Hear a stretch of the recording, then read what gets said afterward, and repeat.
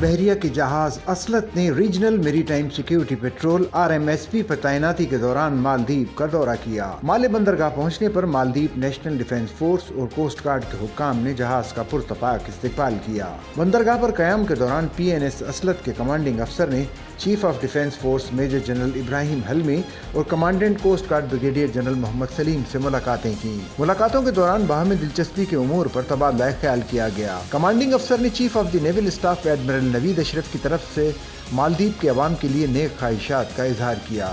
مالدیپ میں قیام کے دوران میزبان ملک کی مسلح افواج کے سربراہ، حکومتی حکام، پاکستان کے ہائی کمشنر اور آسٹریلیا، بنگلہ دیش، چین، جاپان، سعودی عرب، ملائیشیا، روس، سری لنکا، برطانیہ، امریکہ کے سفیروں، نمائندوں اور مقامی لوگوں نے جہاز کا دورہ کیا۔ پاک بحریہ کے جہاز ریجنل میری ٹائم سیکیورٹی پیٹرول RMSP پر باقاعدگی سے تعینات کیے جاتے ہیں، جس کا مقصد میری ٹائم سیکیورٹی کے لیے بین الاقوامی ذمہ داریوں کو پورا کرنا، سمندروں پر نیویگیشن کی آزادی کو یقینی بنانا اور عالمی مشترکہ اثاثوں کا تحفظ کرنا ہے۔ بندرگاہ کے دورے کے اختتام پر PNS اسلط نے مالدیپ کوسٹ گارڈ کے جہاز شہید علی کے ساتھ بحری مشق کی۔ مشق کا مقصد بحری اور باہمی تعاون کو بڑھانا تھا۔ مالدیپ اور پاکستان کے درمیان دوستانہ تعلقات ہیں جو وقت کے ساتھ ساتھ مزید مضبوط ہوئے ہیں۔ PNS اسلط کا دورہ مالدیپ دونوں ممالک کے درمیان بحری تعاون کو فروغ دینے میں اہم کردار ادا کرے گا۔